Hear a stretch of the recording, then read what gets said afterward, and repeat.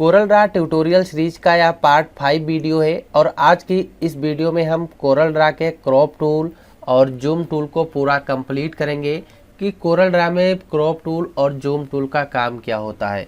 इसके पहले वाले वीडियोज में कोरल ड्रा के हमने शेप टूल और पिक टूल को पूरा कंप्लीट कर लिया और उनको हमने देखा कि ये किस तरीके से काम करते हैं। तो चलिए हम अपने वीडियो को शुरू करते हैं और जानते हैं क्रॉप टूल और जूम टूल का काम क्या होता है। यहाँ पे हम कोरल ड्रा को ओपन कर लेते हैं। कोरल ड्रा को हमने यहाँ पे ओपन कर लिया है और हम जानते हैं क्रॉप टूल और जूम टूल का काम क्या होता है। तो जैसे कि यहाँ पे क्रॉप टूल दिया है, तो क्रॉप टूल की सहायता से हम किसी भी ऑब्जेक्ट या इमेज को क्रॉप कर सकते हैं। उसका जो भी फालतू का हिस्सा होता है उसको हम बाहर कर सकते हैं, अपने इम्पोर्टेंट हिस्से को हम रख सकते हैं। तो क्रॉप टूल का यही काम होता है।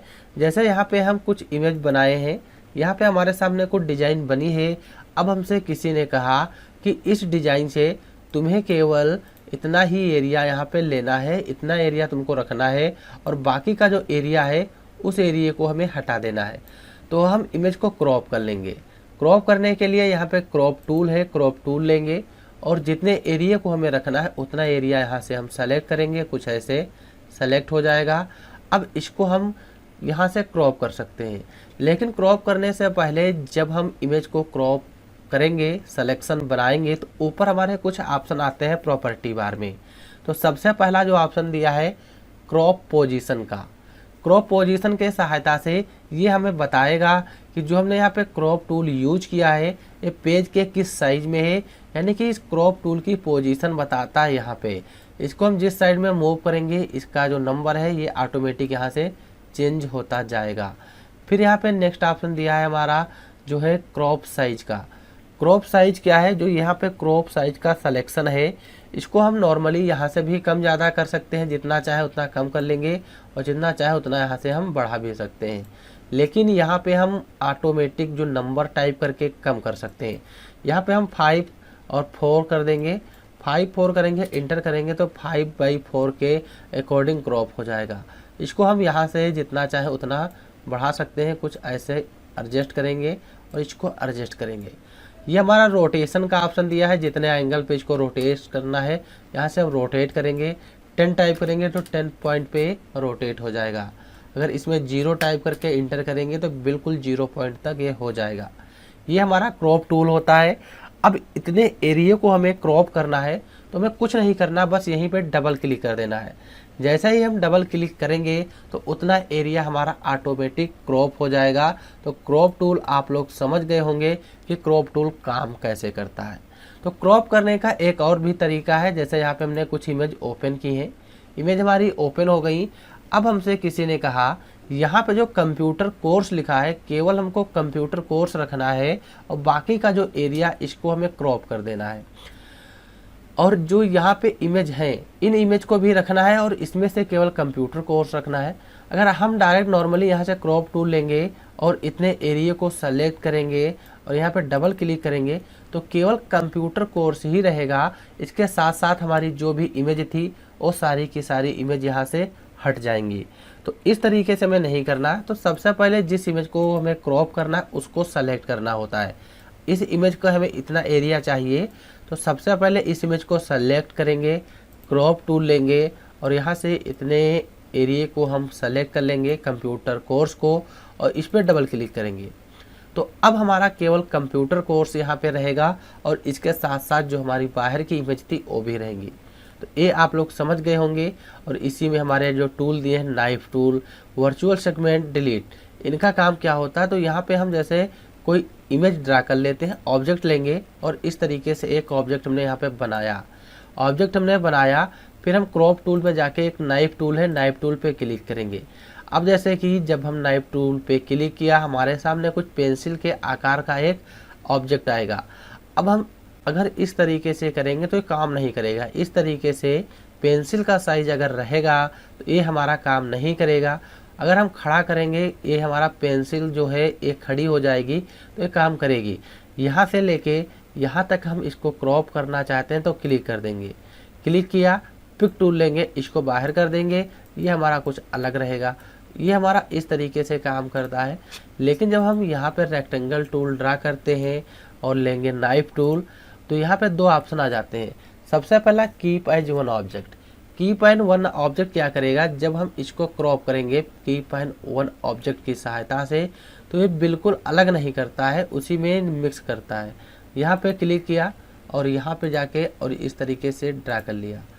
पिक टूल लिया, इसको बाहर करेंगे तो अभी बाहर नहीं हो रहा है, क्योंकि ये हमारा वन ऑब्जेक्ट एक ही ऑब्जेक्ट रखता है, तो ये बाहर नहीं हो रहा। इसको बाहर करना है तो यहाँ पे हमारा ऑप्शन दिया है ब्रेक अपार्ट का, क्लिक कर देंगे, बाहर क्लिक करेंगे। अब इसको अलग करेंगे तो ये चीज़ अलग हो जाएगी। और यहाँ पे जो सेकेंड ऑप्शन है इस पर क्लिक करेंगे। अगर हम सेकेंड ऑप्शन पे क्लिक करते हैं, यहाँ से किसी इमेज को क्रॉप करेंगे तो डायरेक्ट अलग कर देगी पहले से ही, यहाँ से इस तरीके से। तो आप लोग नाइफ टूल भी समझ गए होंगे कि नाइफ टूल का काम क्या होता है। फिर यहाँ पे हमारा जो नेक्स्ट टूल दिया है इसी क्रॉप टूल में, वर्चुअल सेगमेंट डिलीट का। इसका काम क्या होता है, जैसे हमने इसको लिया और यहाँ पे इमेज है, अब इस इमेज का हमें एरिया यहाँ से हटाना है। जितने एरिया को हटाना हो उतना सेलेक्ट करो, लाइनें हट जाएंगी। जैसे क्रॉप टूल लिया, इसको यहाँ पे ऐसे ड्रा किया, इसको यहाँ पे ऐसे ड्रा कर लिया। फिर यहाँ पे हम लेंगे virtual segment delete option, click करके टिक कर लेंगे। अब यहाँ पे जो है जैसे अंदर जो लाइनें हैं इन लाइनों को हटाना है, तो इस तरीके से सेलेक्ट करेंगे, दोनों लाइनें कुछ अंदर आ जाएंगी। इसको सेलेक्ट करेंगे ऐसे, इसको ऐसे। तो इस तरीके से क्रॉप टूल काम करता है। जितनी भी लाइन हमको हटानी हो उसको हम हटा सकते हैं। जो लाइनें अंदर होंगी, अगर बाहर ये ऑब्जेक्ट है इसको हटाएंगे तो पूरा ऑब्जेक्ट यहाँ से ऐसे ऐसे गायब हो जाएगा। तो इस तरीके से हमारा वर्चुअल सेगमेंट काम करता है। फिर यहाँ पे इरेजर है। इरेजर का काम क्या होता है, जैसे किसी भी ऑब्जेक्ट को हमने पहले से सेलेक्ट किया है, यह ऑब्जेक्ट है, इसको हमने पहले से सेलेक्ट किया, अगर इसे हमें इरेज करना है, मिटाना है, तो इरेजर टूल लेंगे, यहाँ से हम कुछ ऐसे इसको मिटा सकते हैं। यह होता है इरेजर टूल। सर्कल में मिटाना है तो यहाँ से सर्कल लेंगे, यह सर्कल में आ जाएगा, सर्कल में इसको इरेज कर सकते हैं। रेक्टेंगल में चाहिए तो यहाँ से रेक्टेंगल में। इरेजर का साइज़ बढ़ाना हो तो यहाँ से हम बढ़ा भी सकते हैं। इरेजर का साइज़ बहुत ज़्यादा हो जाएगा, यहाँ से हम 1 पॉइंट करेंगे, इरेजर का साइज़ यहाँ से कम ज़्यादा भी कर सकते हैं। हमने यहाँ पे क्रॉप टूल के सारे ऑप्शन कंप्लीट कर लिया कि क्रॉप टूल का काम क्या होता है। फिर इसके बाद नेक्स्ट टूल हमारा जूम टूल दिया है। जूम टूल का काम क्या होता है, किसी भी पेज के ऑब्जेक्ट को जूम करना। एग्जाम्पल यहाँ पे हमारे सामने कुछ इमेज है। अब यहाँ पे जूम टूल लेंगे, तो जूम टूल लेंगे, यहाँ से हम अपने पेज को जूम कर सकते हैं, यहाँ से जूम आउट भी कर सकते हैं, या डायरेक्ट जूम टूल लेंगे और यहाँ पे क्लिक करेंगे, पेज हमारा जूम होता जाएगा कुछ ऐसे। फिर जूम आउट करना हो तो माउस के राइट बटन क्लिक करेंगे, यहाँ से भी जूम आउट कर सकते हैं, या यहाँ पे एक ऑप्शन दिया है यहाँ से भी जूम आउट कर सकते हैं। फिर यहाँ पे एक ऑप्शन दिया हमारा जूम टू पेज का। हम अपने पेज को बिल्कुल पेज के अकॉर्डिंग जूम करना तो क्लिक करेंगे, पेज के अकॉर्डिंग हम जूम कर सकते हैं। यहाँ पे ऑप्शन हमारा दिया है जूम टू पेज विड्थ का। अगर पेज को पेज की विड्थ के अनुसार जूम करना है तो यहाँ पे जो पेज का बॉर्डर दिखाई दे रहा है, जितना बड़ा पेज होगा ये पेज की विड्थ के अनुसार जूम करेगा। ये हमारा पेज के साइज के अनुसार जूम करता है, ये हाइट के अनुसार जूम करता है। एक एक करके चेक कर सकते हो। ये हमारा जो है सेलेक्ट किए है ऑब्जेक्ट को जूम करता है। जैसे इस ऑब्जेक्ट को सेलेक्ट किया, जूम टूल लिया और हम इस पर क्लिक करेंगे सेलेक्ट टू जूम पे, यह ऑब्जेक्ट जूम हो जाएगा। इस पर क्लिक किया फिर जूम हो जाएगा, और इस पर क्लिक कर देंगे तो पेज के अकॉर्डिंग आ जाएगा। ये हमारा जो है जूम टू ऑल ऑब्जेक्ट, जितने इस पे ऑब्जेक्ट हैं सभी को जूम करना है तो हम जूम टू ऑल ऑब्जेक्ट पे क्लिक करेंगे। तो यहाँ पे हमने जूम टूल को भी पूरा कंप्लीट कर लिया। आप लोग जितना इसका प्रैक्टिस करोगे उतना अच्छे से आप लोग समझ पाओगे। क्रॉप टूल को भी कंप्लीट किया कि इसका काम क्या होता है। अगले वीडियो में हम फ्री हैंड टूल को जानेंगे कि फ्री हैंड टूल किस तरीके से काम करता है और इसका यूज किस तरीके से होता है। तो चलिए हम मिलते हैं अगले वीडियो में। वीडियो देखने के लिए आप लोगों का बहुत बहुत धन्यवाद। अगर वीडियो पसंद आया हो तो वीडियो को लाइक करना और अपने दोस्तों तक शेयर ज़रूर करना। Thanks for this watching video.